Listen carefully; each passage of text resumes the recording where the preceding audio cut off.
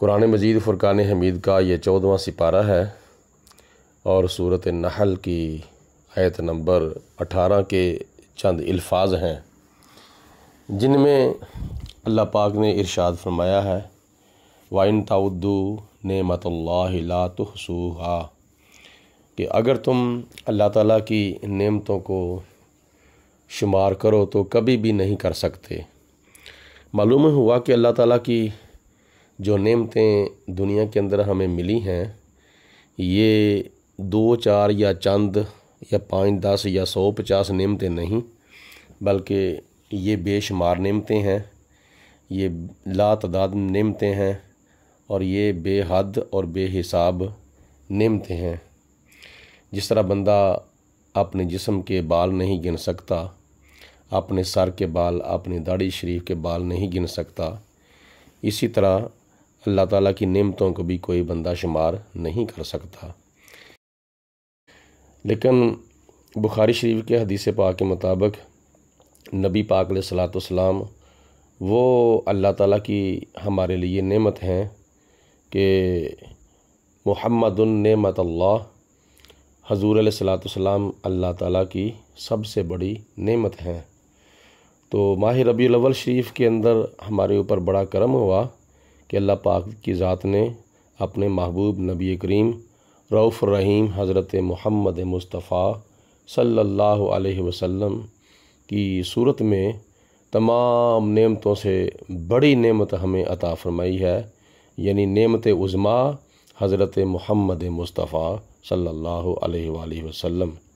جیسا کہ میں نے گزشتہ روز درس قرآن میں عرض کیا تھا کہ نبی کریم علیہ الصلوۃ والسلام کی ولادت باسعادت تو ربیع الاول شریف کی 12 تاریخ کو ہے، لیکن آپ کی وفات 12 ربیع الاول شریف کو نہیں ہے،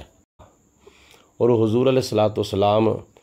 کی وفات شریف آپ کا وصال مبارک ہوا ماہ ربیع الاول شریف کے اندر ہی ہے، لیکن ماہ ربیع الاول شریف کی کسی سوموار کو ہوا ہے، کسی پیر شریف کو ہوا ہے، 12 ربیع الاول شریف کو نہیں ہوا۔ حدیث پاک میں آتا ہے نبی کریم علیہ الصلوۃ والسلام کی ولادت بھی سوموار والے دن ہوئی تھی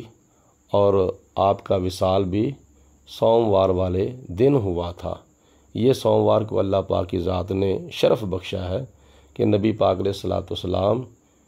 کی ولادت اور آپ کا وصال سوموار والے دن ہوا ہے، لیکن 12 ربیع الاول شریف کو نہیں ہوا، اس لیے کہ کسی کتاب کے اندر بھی یہ متحقق بات نہیں ہے، کسی کتاب کے اندر بھی یہ تحقیقی بات نہیں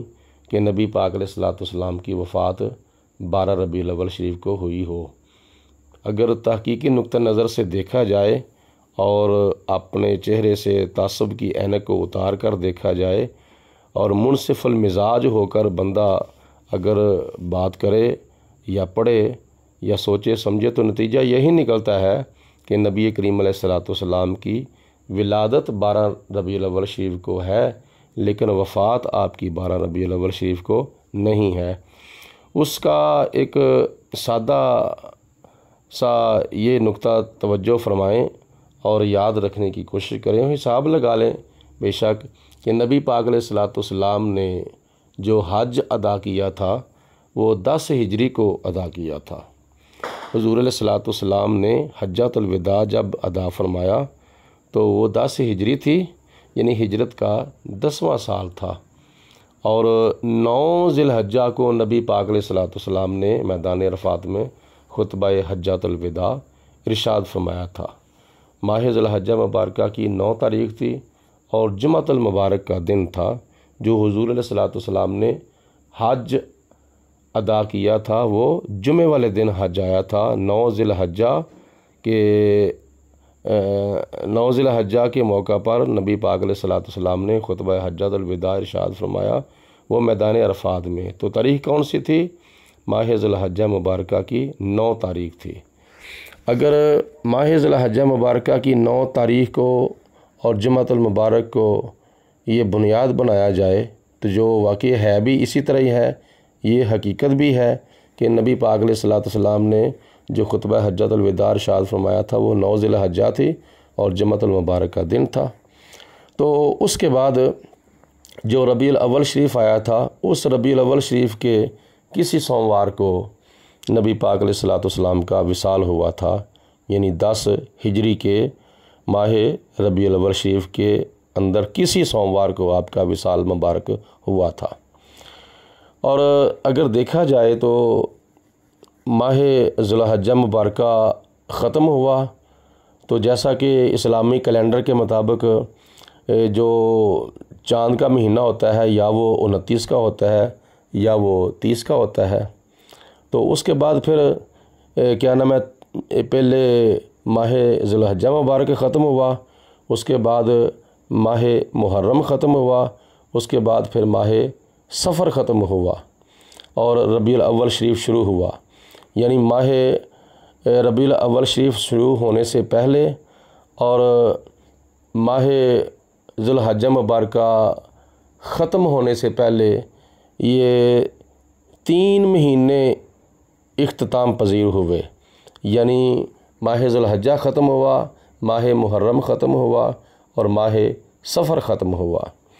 اور ان 3 مہینوں میں سے کوئی مہینہ یا تو 29 کا تھا، کوئی مہینہ یا 30 کا تھا۔ اگر ماہ ذی الحجہ مبارکہ بھی 30 کا لگایا جائے اور ماہ محرم بھی 30 کا لگایا جائے اور ماہ صفر بھی 30 کا لگایا جائے تو پھر بھی 12 ربیع الاول شریف ماہ ربیع الاول شریف کی کسی سوموار کو نہیں آتی۔ اگر تینوں مہینے 29 کے لگائے جائیں، یعنی ماہ ذی الحجہ بھی 29 کا سمجھا جائے اور ماہ محرم بھی 29 کا سمجھا جائے اور ماہ صفر بھی 29 کا سمجھا جائے تو پھر بھی ربیع الاول شریف کی 12 تاریخ جو ہے وہ ربیع الاول شریف کے کسی سوموار کو نہیں آ سکتی۔ اگر ان 3 مہینوں میں سے ایک مہینہ 29 کا سمجھا جائے اور 2 مہینے 30 کے سمجھے جائیں تو پھر بھی 12 ربیع الاول شریف کسی سوموار کو نہیں آ سکتی۔ اگر 2 مہینے 29 کے سمجھے جائیں اور ایک مہینہ 30 کا سمجھا جائے تو پھر بھی ربیع الاول شریف کی 12 تاریخ جو ہے وہ ربیع الاول شریف کے کسی سوموار کو نہیں آ سکتی۔ مطلب یہ ہے کہ ان 3 مہینوں میں سے اگر کوئی ایک 29 کا سمجھا جائے، 2 30 کے سمجھے جائیں یا 2 29 کے سمجھے جائیں، ایک 30 کا سمجھا جائے یا تینوں ہی 29 کے سمجھے جائیں یا تینوں ہی 30 کے سمجھے جائیں تو پھر بھی ماہ ربیع الاول شریف کے کسی سوموار کو 12 ربیع الاول شریف نہیں آ سکتی یا 12 ربیع الاول شریف کو ربیع الاول شریف کا کوئی بھی سوموار نہیں آ سکتا۔ تو حدیث پاک میں کیا آتا ہے کہ نبی پاک علیہ الصلوۃ والسلام کی وفات شریف، آپ کا وصال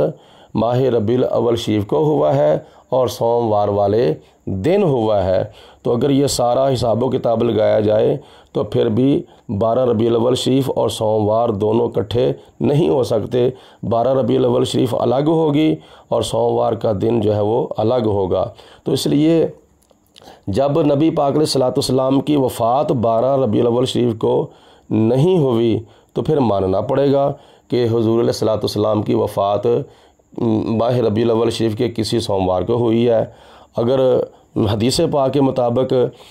مانا جائے کہ نبی پاک علیہ الصلوۃ والسلام کی وفات ماہ ربیع الاول شریف کے کسی سوموار کو ہوئی ہے تو پھر 12 ربیع الاول شریف کو نہیں آ سکتی۔